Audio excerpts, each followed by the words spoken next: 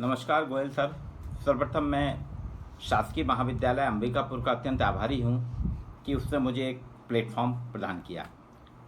प्राचार्य मैडम का अभिवादन करता हूँ, खरे मैडम का अभिवादन करता हूँ और मेरे गुरु आदरणीय डॉक्टर CSS ठाकुर, जिनके कारण मैं आज इस मुकाम पर पहुँचा हूँ और आपके साथ मैं बातें कर रहा हूँ। आज इस वेबिनार में कोविड के सामाजिक आर्थिक प्रभावों पे काफ़ी चर्चा हुई। सर ने भी काफ़ी कुछ बताया और मैडम ने सामाजिक, आर्थिक, धार्मिक, राजनीतिक, शैक्षणिक सारे पक्ष रख दिए। अब समस्या ये है कि मैं क्या करूं। ये 2020 मैच था, पूरा स्कोर जो है ओपनर कर गए। अब मेरे पास बॉल भी नहीं बची हैं और मैच को जीतना भी है। अब ठीक है, मैं प्रयास करता हूं। देखिए, सबसे पहली बात, कोरोना में एक चीज़ हुई है कि कुछ नए शब्द हमको सुनने मिले। कई नए शब्द सुनने, क्वारंटाइन शब्द सुनने को मिला, लॉकडाउन सुनने को मिला, ऐसे कई शब्द। अब यहाँ आज मैं आपके साथ शेयर करूँगा। लॉकडाउन शब्द जो है वो उसका असल मीनिंग है एंथ्रोपॉस। यूके में, यूनाइटेड किंगडम में सेंट एंड्रूज यूनिवर्सिटी के कुछ रिसर्चर कर रहे हैं रिसर्च। उन्होंने इसको लॉकडाउन शब्द को अलग करके उन्होंने कहा ये एंथ्रोपॉस है। इसमें दो शब्द हैं, आप देखिए, एक एंथ्रो जिसका मतलब मानव और पॉस यानी रुक जाना। तो वो कह रहे हैं कि मानव रुक गया है और वो असल में उनकी स्टडी चल रही है, उनकी रिसर्च चल रही है कि लॉकडाउन पीरियड में हुआ ये है कि मनुष्य तो अपने घर में कैदी के रूप में उसको रख दिया गया, घर में रह गया। लेकिन हमारे जो वाइल्ड लाइफ हैं वो अपनी सेंचुरी छोड़ के मानव क्रियाओं के साथ हस्तक्षेप करने लगे। जबलपुर के पास डुबना एयरपोर्ट के पास में बहुत से हिरण आ गए, मंडला में कई बाघ निकल के आ गए थे, उमरिया में बाघ निकल के रोड पे आ गए। तो ये सारी चीज़, इस पे वो अध्ययन कर रहे हैं। तो उन्होंने कहा ये एंथ्रोपॉस है। इसको लॉकडाउन की जगह उन्होंने एक नया शब्द दिया, एंथ्रोपॉस। और इसी में मैं बता रहा हूँ कि वास्तव में क्लाइमेट चेंज हुआ है, हमारा जोग्राफिकल जो है एनवायरनमेंट भी चेंज हुआ है और सोशलॉजिकल भी। पहली बात, हमारे जो पड़ोसी व्यवहार होता था, हम अपने पड़ोसियों के साथ बहुत अच्छा व्यवहार रखते थे, वो एक तरीके से होस्टाइल नेबर हो गया है, शत्रुतापूर्ण व्यवहार हो गया है। मेरे मोहल्ले में एक पॉजिटिव केस निकला था। लोग ये कर रहे थे, उस घर के सामने से नहीं निकल रहे थे। अगर निकल भी रहे थे तो उनका प्रयास होता था कि उस बिल्डिंग की परछाई उनके, अब बताइए, बिल्डिंग की परछाई से कोई कोरोना होगा क्या? पड़ोसियों से हम मिलजुल नहीं रहे हैं, पड़ोसियों के साथ उठना बैठना बंद कर दिया है। एनवायरनमेंट में तो काफ़ी बदलाव हुआ, जिसमें स्टडीज़ चल रही है। हमारी जो ट्रेडिंग थी वो बदल गई। शुरू में लोगों ने बहुत इकट्ठी परचेसिंग कर ली, पूरी दिनचर्या हमारी सीमित होकर रह गई। पड़ोस के साथ जो हमारे व्यवहार होते थे वो समाप्त हो गए। और ये स्थिति है कि अगर पहले जो विदेश से आता था उसका स्वागत करने जाते थे लोग, आज जो विदेश से कोई आया उस पड़ोसी को दुर्व्यवहार हो रहा, उसको उन्हें मिसकंडक्ट कर रहे हैं। आवागमन बंद होने से, सांस्कृतिक गतिविधियां बंद होने से, सीमित स्वास्थ्य सेवाओं के कारण धीरे धीरे क्या हो रहा है, लोगों को समझ में नहीं आ रहा उनका भविष्य क्या होगा। तो सामाजिक तनाव में वृद्धि हुई है। भेदभाव में, नस्ल भेद अमेरिका में तो काफ़ी हो रहा है, नस्ल भेद की वृद्धि हुई है। एक आप सोचिए, जिस परिवार में अगर किसी के कमाने वाला व्यक्ति है, उसकी अगर मृत्यु हो गई कोरोना से, अब उस परिवार के सामने बड़ा संकट है, उसके बच्चों का भविष्य क्या होगा, वर्तमान क्या होगा, वर्तमान, भविष्य और सारी स्थिति उसकी खराब होना है। दूसरी चीज़, चीनी नागरिकों को पहले भी शक की दृष्टि से देखा जाता था, उनको अलग अलग उनके मोमोज बनते थे, चीनी मोमोज कहा जाता था, चिंकी पिंकी कहते थे। अब चीनी को कोरोना चीनी कहा जा रहा है। ये एक भेदभाव, नस्ल भेद आ रहा है। अमेरिका में तो हम देख रहे हैं गोरे काले का भेदभाव चल रहा है। दूसरी चीज़, इससे सबसे ज़्यादा प्रभावित हुए हैं हमारे जो डेली वेजर हैं, घुमंतु समुदाय हैं, दिहाड़ी मजदूर हैं, अनऑर्गेनाइज सेक्टर में काम करने वाले। ये सब, इनके रोजगार शून्य होने से, इनके पास पैसा नहीं है, रोजगार शून्य हो गया तो आय भी शून्य हो गई। तो इनके घर में खाने के लिए नहीं है, सरकार भी दे रही है ठीक है, लेकिन उतना नहीं मिल पाता, उनके लिए उनको संघर्ष करना पड़ता है। स्थिति ये है कि उनके परिवार में झगड़े हो रहे हैं, जिसकी चर्चा मैडम ने आंकड़ों से ही बताया कि पारिवारिक हिंसा की वृद्धि हुई है। वर्क फ्रॉम होम जिस पे चर्चा हुई थी, वो वास्तव में क्या है, हमारे यहाँ जो परिवार है, परिवार वास्तव में क्या है, भावनाओं से चलता है। परिवार कोई यंत्र से नहीं चलता, मैकेनिज्म से नहीं चलता, परिवार भावनाओं से चलता है, फीलिंग से चलता है। अब आप सोचिए कि आज मैं घर में बैठा हूँ तो 11 बजे से मैं ऑनलाइन हूँ। तो मेरे घर में अभी ये 1 बज गया है, खाने का टाइम है, लेकिन चूँकि मैं इससे चल रहा हूँ ऑनलाइन, तो अभी खाना नहीं खा रहे हैं। अब वर्क फ्रॉम होम में आपके घर में ही अगर कार्यालय बन जाएगा, आप सोचिए फीलिंग्स घर की क्या होगी। बहुत बड़े घर होते नहीं, छोटे घर होते हैं, 1 कमरे 2 कमरे के घर होते हैं, उसी में आपको अपना ऑफिस भी चलाना है, आपको अपने घर का काम करना है। तो आप सोचिए घर को कार्यालय बनाना है, यानी आप घर में भी 7-8 घंटे बच्चे ऑनलाइन काम कर रहे हैं, ऑफिस वाले काम कर रहे हैं। तो वो जो पीरियड है, यानी हमारा घर अब घड़ी से चलेगा, 1 घंटी बजेगी। स्कूल मध्य प्रदेश सरकार ने तो कहा है बच्चों के लिए 8वीं तक के बच्चों को स्कूल आप घर में पढ़ाइए, यानी सवेरे आप उनके लिए 7:30 बजे घंटी बजाइए, घर में माँ पिता बच्चों की प्रेयर कराएंगे, फिर उनको पढ़ाएंगे। अब ऐसे एनवायरनमेंट में वर्क फ्रॉम होम कहाँ से सक्सेस होगा? ये वास्तव में एक तरीके से शोषण का, वर्क फ्रॉम होम की संस्कृति या कल्चर जो आया है, ये शोषण का एक तरीका है। दूसरी चीज़, ऑनलाइन शिक्षा पे बहुत चर्चा हुई है। वास्तव में जो हमारी कक्षा प्रवेश होता था, कक्षी प्रवेश, वो व्यक्तित्व चरित्र निर्माण करता था, समाज कल्याण करता था, ज्ञान का उत्तरोत्तर विकास करता था। अब ये सारी चीज़ ऑनलाइन होने से व्यक्तित्व और चरित्र निर्माण समाप्त हो गया। बच्चे में सह अस्तित्व की भावना, सहयोग, व्यापक साझेदारी, सामूहिकता, वैचारिक सहिष्णुता जो विकसित होती थी, आपस में हमारे अंतर व्यवहार, बहस जो है वो खत्म। विद्यार्थी ज्ञान तो हासिल करे, लेक्चर दे रहे हैं, मैं भी लेक्चर दे रहा हूँ, बच्चे को ज्ञान प्राप्त करें, उसको हो जाएगा। लेकिन आप सोच सकते हैं वो कैसा नॉलेज होगा? वो मनोगत एक रोबोट की तरह यांत्रिक नॉलेज होगा। जैसे रोबोट को जो फीड कर देते हैं, वैसे ही हम बच्चों को फीड करेंगे। वर्चुअल वर्ल्ड में वैसे भी था, जब से वर्चुअल वर्ल्ड आया था, कि हमारे यहाँ बच्चे जो हैं दूर परिवार से दूर हो रहे थे। यूथ जो है पूरे समय ऑनलाइन रहता था, अपने परिवार के लोगों के साथ नहीं रहता था। अब उसमें सोशल स्किल तो समाप्त हो जाएगी, जो थोड़ी बहुत ही संतुलित समन्वयक व्यक्तित्व था वो समाप्त हो जाएगा। इसी प्रकार से आप देखिए अभी स्थिति क्या है, हमारे यहाँ जितने भी मजदूर हैं, भारत के यहाँ जितने भी मजदूर हैं, उसमें 89% तो प्रवासी मजदूर हैं। उनको नियोक्ताओं ने पैसा ही नहीं दिया। कई जगह तो ये हुआ कि 21 दिन का पैसा दिया, बाकी नहीं दिया, और कुछ लोगों ने दिया आधा अधूरा पैसा दिया। अब देखिए वो हमारे यहाँ भारत में जो अभी हम गरीबी रेखा से ऊपर आ रहे थे, बिलो पॉवर्टी लाइन की संख्या, उसकी आबादी में वृद्धि होगी। इसके लिए मैं बताता हूँ आपको, समाजशास्त्री दृष्टिकोण से ज़्यादा नहीं चर्चा करूँगा आपसे, क्योंकि समय भी काफ़ी हो चुका और करीब करीब बातें आ चुकी हैं। एक समाजशास्त्री मिशेल फूको, उनने एक किताब लिखी थी, डिसिप्लिन ऑफ पनिश। ये उनकी किताब थी 1975 में।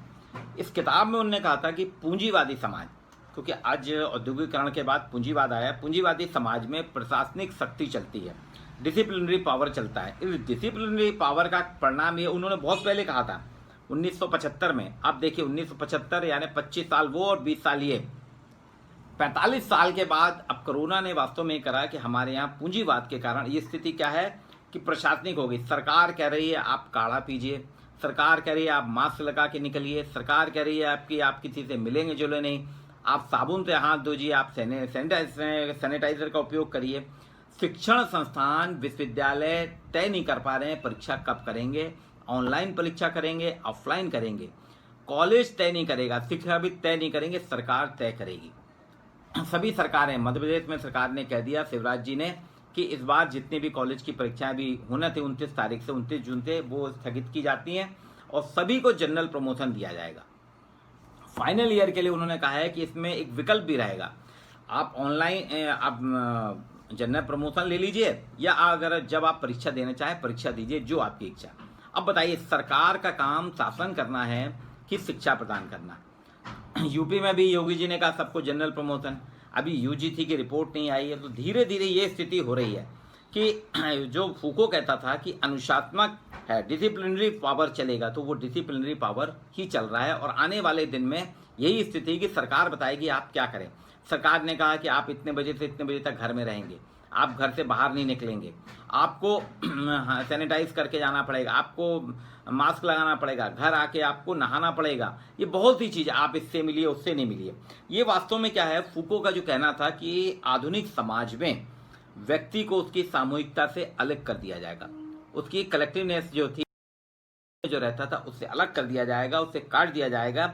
उसमें अनुशासनात्मक तकनीकी का शिकार होना पड़ेगा, मतलब टेक्नोलॉजी के कारण वो उस पर अनुशासन किया जाएगा। उसके कारण वो क्या होगा, धीरे धीरे वास्तव में यही हुआ है। लॉकडाउन जो था उसमें हम घर में कैद कर दिए गए। अनुशासन, आज तकनीक, गोयल सर अगर हमको बुलाते, मैं अंबिकापुर आता, अंबिकापुर घूमता, मिलता 4 लोगों से, उनसे संपर्क होता। अब लेकिन सिर्फ देख रहे हैं, संपर्क हमारा कुछ हो नहीं रहा है। हम वेबिनार हो रहा, हम अपनी बात रख रहे हैं, मैडम खरे अपनी बात रखी, ठाकुर सर ने बात रखी, लेकिन ये वर्चुअल फ्रेम में। तो वर्चुअल फ्रेम में हम अनुशासन में है, बीच में कह दिया जाएगा कि देखिए हमारा जो वर्जन है ये 12:30 बजे बंद होना है, इसलिए आप अपनी बात पूरी करिए। मतलब हम अनुशासन में हमको करना। अगर ऑफलाइन अगर हम होते, ऑफलाइन सेमिनार में हमने देखा है कि शाम को 5 बजे कॉलेज बंद होता है, लेकिन 7 बजे तक सेमिनार चला, कोई बंद नहीं होता था। ये थी। एक और समाजशास्त्री एंथनी गिडिंस की बात करूंगा मैं, फूको के साथ साथ। 1990 में उन्होंने आधुनिक समाज, आधुनिकीकरण की विवेचना की थी। एंथनी गिडिंस, उन्होंने कहा था कि समय और स्थान में परिवर्तन होता है। आधुनिकीकरण में समय और स्थान में परिवर्तन। पारंपरिक समाज में समय और स्थान एक साथ रहता है, उसमें कोई परिवर्तन नहीं। आधुनिकता ने इन दोनों को अलग अलग कर। जैसे मैं जबलपुर में हूँ, मेरी सिस्टर मुंबई में है, मेरी बेटी भोपाल में है। पहले क्या होता था, एक ही घर में सब रहते थे, पढ़ना लिखना, घर में रहना, खेती किसानी सब करना। घर आज ये स्थिति है कि मैं घर का बना खाना खा रहा हूँ, बेटी कैंटीन का खाना खा रही है, सिस्टर कहीं ढाबे का, मतलब सब अलग अलग प्रकार के उसमें हैं। ये एक अंतर है, समय और स्थान का परिवर्तन। इसमें दूरियां, हमारी दूरियों ने, तकनीक ने दूरियां तो मिटाई हैं। यांत्रिक समाज में एक ही समय, यांत्रिक समाज ने एक समय में और एक ही स्थान में ला दिया है, लेकिन वास्तव में इससे कोई फायदा नहीं। दूसरा, वो गिडेंस कहते थे सामाजिक व्यवस्था के विस्तृत संबंध होंगे, एक्सटेंडेड फॉर्म होंगे। हमारे यहाँ सामाजिक व्यवस्था जो सोशल सिस्टम है उसका विस्तृत एक्सटेंडेड फॉर्म आएगा। जैसे परंपरागत समाज में समय स्थान एक रहता था, लेकिन उसमें स्थानीय परंपराएं चलती थी। अब आज आप देखिए कि हमारे यहाँ जो रीति रिवाज चलते थे, परंपराएं चलती थी, स्थानीय पर्व होते थे, बाजार होते थे, वो सब समाप्त हो गए। आधुनिकता में क्या हो गया है, सिंबोलिज्म हो गया, प्रतीकात्मकता हो गई है, विशेषकता हो गई है। आज एक अमूर्त व्यवस्था बन गई है, एब्स्ट्रैक्ट सिस्टम बन गया है, क्योंकि उसमें विशेषीकरण है और सिंबोलिजाइज है। हम मैरिज वगैरह करते हैं, सिंबॉलिक रूप में करते हैं, बाकी वो चीज़ नहीं जब आज से पहले मैरिज होती थी। पहले विवाह जो होता था वो सिंबॉलिक नहीं होता था, आज सिंबॉलिक हो रहा है। आधुनिक समाज की स्वसमता, आज क्या हुआ, रिफ्लेक्टिविटी हो रही है। समाज में, सामाजिक व्यवस्था में सब समाज एक जैसा बनने की बात हो रही है। स्वसमता का एक प्रक्रिया है जिसमें संस्था और व्यक्ति का ज्ञान जो है वो तो बढ़ता है, और जैसे जैसे व्यक्ति और संस्थाओं का ज्ञान बढ़ेगा, व्यक्ति की सोच में, सामाजिक सोच में वृद्धि होती है। उससे क्या होता है कि हम बाध्य हो जाते हैं। परंपरागत समाज में हम चिंतन नहीं करते थे, परंपरागत समाज में कोई ज़्यादा चिंतन नहीं होता, लेकिन आधुनिक समाज में हर चीज़ जो है चिंतन हो रहा है। वहाँ पर परंपरागत समाज में परंपरा का आग्रह किया जाता था। जैसे विवाह किया जाता था, बच्चा जानता था कि विवाह होना है, वो ज़्यादा चिंता। आज क्या है, विवाह के प्रति सोच के विवाह करके करना क्या है, बिना विवाह के भी हम रह सकते हैं।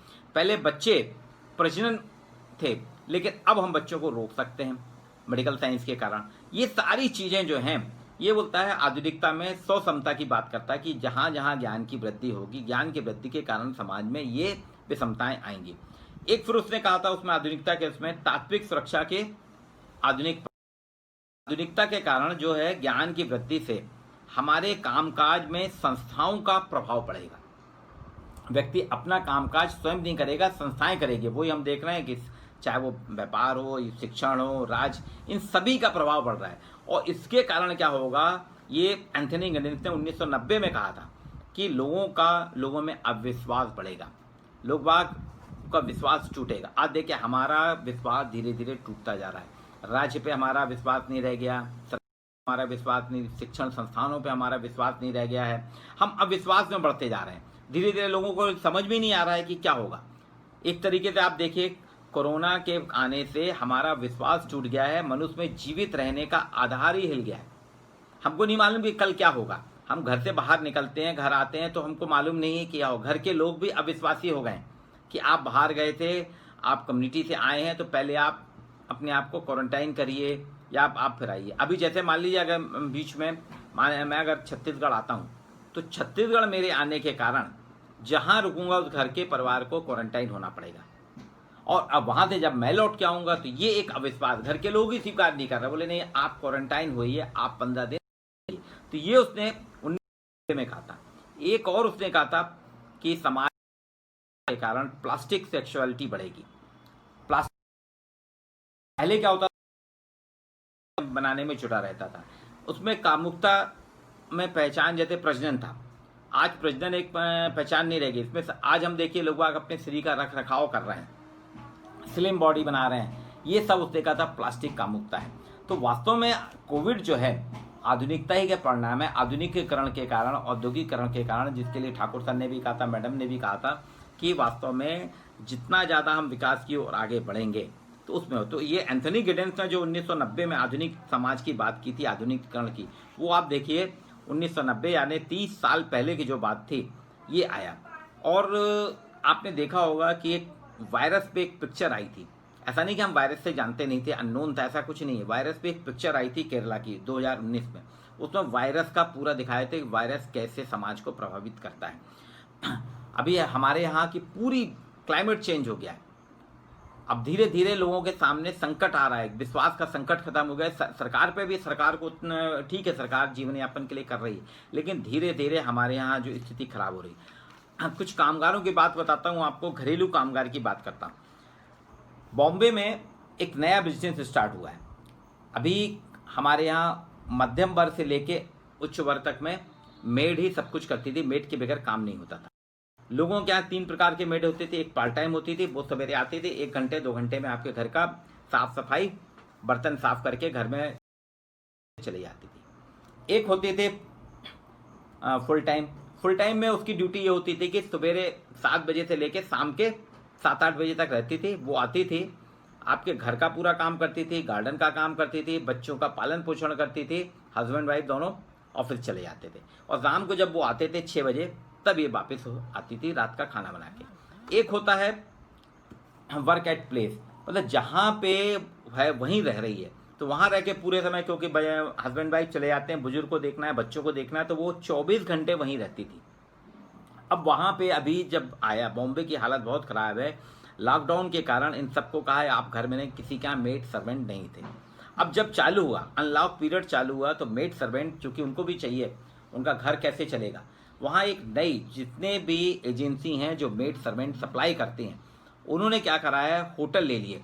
बॉम्बे में कई होटल खाली हैं, उनके कमरे ले लिए, कई लोगों के फ्लैट्स खाली जो बन गए थे, बिल्डर्स उनने फ्लैट ले लिए। और आप सोचिए 15 दिन वहाँ मेड को क्वारंटाइन रखते हैं। वो लोगों, जैसे मेरे यहाँ मेड आना है तो मैंने कहा भाई हमको आप गारंटी दीजिए जो मेड आप दे रहे हैं उससे हमको नहीं होगा या इन्फेक्शन नहीं होगा। तो वो सर्टिफिकेट देखते हैं, बोले हम 15 दिन क्वारंटाइन में रख रहे हैं मेड को, उस मेड का क्वारंटाइन में रखने का आपसे पैसा भी लेंगे। जिनके पास पैसा बराबर पैसा दे रहे हैं, 51,000 रुपये 14 दिन का लगता है। और ये तो पैसे की बात हुई, उस मेड को दोनों टाइम का बढ़िया खाना मिलता है, उसका चेकअप होता है। लेकिन सबसे बड़ी बात यह है कि वो 14 दिन वो महिला, अगर उसका बच्चा है 1 साल का, वो अपने परिवार में बच्चे को छोड़ के अकेले रहेगी। आप सोचिए वो बच्चे की क्या हालत होगी और उस माँ की क्या हालत होती है जो अपने बच्चे को छोड़ के 14 दिन क्वारंटाइन, उसको कोई वो नहीं हुआ कोरोना, लेकिन उसको काम पे जाने के लिए उसको क्वारंटाइन कर दिया गया। और फिर उसके बाद सर्टिफिकेट होता है, कॉलोनी में आती है, तो कॉलोनी में जब आती है वहाँ उसकी फिर स्क्रीनिंग होती है, वो एक डॉक्टर चेक करेंगे, तब लोगों के यहाँ काम कर रही। अब काम कर रही है वो, वहाँ पे भी एक चीज़, चूँकि वो वर्क एट प्लेस पे है, उनका कहना अब आप अपने घर नहीं जाएंगे। तो ये आपने पूरी तरह से स्वतंत्रता छीनी है ना। फूको जो कह रहा था यांत्रिकीकरण के कारण व्यक्ति की सामूहिकता समाप्त हो जाएगी आधुनिक समाज में, वही तो हो रहा है। अब वो उस महिला के साथ सोचिए क्या है, ठीक है पैसा उसको जीवन यापन चलना, अपने घर का भरण पोषण करना है, लेकिन क्या स्थिति है। इसी प्रकार से गुरुग्राम जो कि गुड़गांव है, गुड़गांव का नाम, वहाँ पे 20,000 बंगाली फैमिली थी। हस्बैंड लोग जो थे, मेल पर्सन जो थे, वो डेली वेजेस का काम करते थे, प्लम्बर करते, इलेक्ट्रीशियन या ऑटो चलाना, और उनकी महिलाएं घरों में काम करती थी। ये सब चले गए 20,000। अब इनको जहाँ बंगाल में और बिहार जहाँ से आए थे, वहाँ इनके घर में खाने के लाले पड़ गए। अब इनको वहाँ आना है तो वो लोग कह रहे हैं कि हाँ आप पहले सर्टिफिकेट लेके आइए। यानी आपके ऊपर भी ये चीज़ कर दिया कि आपको सर्टिफिकेट, हमने जो बात की थी शादी वगैरह में, उसमें भी यही स्थिति है कि आप इससे ज़्यादा व्यक्ति नहीं ला सकते, आपको पहले सर्टिफिकेट लाना पड़ेगा, आपको परमिशन लेना पड़ेगी। और डेड बॉडी का तो हम देख रहे हैं क्या हाल है, हमारी मानवीयता, ह्यूमैनिटी समाप्त हो गई है। अभी रोज़ आ रहा है कि साउथ में वहाँ पे डेड बॉडी को जेसीबी मशीन से करा जा रहा है, वहाँ पे उनको दफना दिया जा रहा है, उनको वहाँ पे लाया जा रहा है, बांध के लाया जा रहा है। ये स्थिति हो गई। कुछ लोगों ने तो ये है कि उनके अगर परिवार में कोई पेशेंट कोविड में है तो वो डेड बॉडी नहीं लेते हैं, उसका वो नहीं कर रहे संस्कार, बोले हम नहीं करेंगे। तो वहाँ पे हमारे जो नगर निगम या सरकारी कर्मचारी हैं वो लोग कर रहे हैं। तो ये मानवीय दृष्टिकोण देखिए आप क्या स्थिति हो। अब किसी के घर में अगर कोई हो गया है तो इसका उसमें परिवार के लोग भी उससे दूरी कर रहे हैं। तो मैंने जो नस्ल भेद की बात की थी वो नस्ल भेद आपके घर से भी शुरू हो रहा है। ये कुछ मुद्दे हैं जो कि सामाजिक आर्थिक पे इसलिए नहीं कहूँगा कि पूरी वर्ल्ड इकोनॉमी ख़त्म हो गई है, भारत में भी ये हालत ख़राब हो चुकी है। ये है कि आने वाले दिनों में और बुरे हालात होने हैं, नौकरियां जा रही हैं, नौकरियां मिल नहीं रही हैं। एक सबसे बड़े महत्वपूर्ण की बात करूँगी, हमारे यहाँ सबसे बड़ा जो स्थिति है, यूथ बहुत तनाव में है। उसको मालूम ही नहीं कि उसकी परीक्षा ऑनलाइन होगी, उसकी परीक्षा ऑफलाइन होगी, उसको परीक्षा देना है, जनरल प्रमोशन होगा, क्या होगा।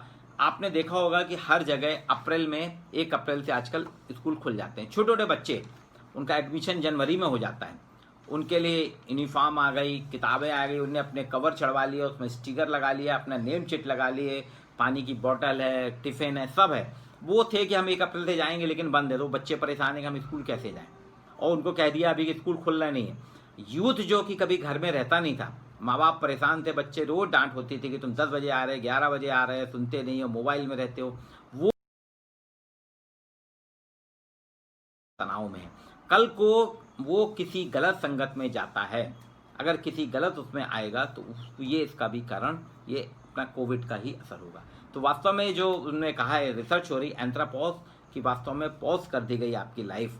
तो लॉकडाउन जो था कि मानवीय व्यवहारों को पॉज कर दिया, जिसके आने वाले दिनों में अभी कोई स्टडी नहीं हुई है, अभी हम सामान्य तौर पे देख रहे हैं कि शत्रुतापूर्ण पड़ोसी व्यवहार हो गया हमारा। हमारे जो पड़ोसी थे, हम उनसे शेयर करते थे, उनसे सामान लेते थे, अब हम उनसे दूरियां रख रहे हैं। ये कुछ मुद्दे हैं जिसके लिए मैंने आपसे बात की कि नस्ल भेद में वृद्धि होगी, गरीबी बढ़ेगी, स्त्री विमर्श की बात तो पूरी तरह से, क्योंकि महिलाएं जिनके यहाँ घर वाली काम वाली छुट्टी हो गई तो पूरा लोड उन पर आ गया, तो उनमें भी स्वाभाविक रूप से मानसिक शारीरिक चिड़चिड़ाहट आ रही है, सेहत खराब हो रही है। वर्क फ्रॉम होम तो वो चूँकि घर को आप कार्यालय बनाएंगे, आप घर को अगर कार्यालय बनाएंगे तो उसके दुष्परिणाम मिलेंगे ही। ऑनलाइन शिक्षा के भी दुष्परिणाम हैं। तो ये कुछ चीज़ें मैंने बताई कि इसमें मिशेल फूको का जो था और एंथनी गिडेंस की जो स्टडी थी वो उन्होंने बता दी थी, वही परिणाम निकल रहा है। और पुनः मैं चाहूँगा कि इसमें हमको थोड़ा एक प्लान करना पड़ेगा, एक नियोजित तरीके से काम करना पड़ेगा। मैं मुकुल गोयल सर का, प्रिंसिपल मैडम का अत्यंत आभारी हूँ कि उन्होंने खासतौर से अंबिकापुर कॉलेज का, कि आपने मुझे एक मौका दिया अपने साथ कुछ अपनी बात रखने की। हालांकि इसमें समय काफ़ी हो गया है, इसलिए मैं बहुत ज़्यादा नहीं करूँगा। अपने कुछ मुद्दे मैंने बताए हैं 2-4 कि इस पर चर्चा की है, और आने वाले दिनों में इस पर हमको सतर्क होना पड़ेगा। हमको अपने विश्वास का संकट जो खड़ा हो गया है, उस विश्वास के संकट को हमको बनाना पड़ेगा। और कोरोना से हमको लोगों के साथ, गांधी जी ने भी कहा था कि आप अपराध से वो करिए दूरी, अपराधी से नहीं। इसी तरह से हमें कोविड के जो पेशेंट हैं उनसे दूरी नहीं रखना है, हमको कोविड से दूरी रखना है। आपने मौका दिया, इसके लिए मैं आपका शुक्रगुजार हूँ। नमस्कार, धन्यवाद।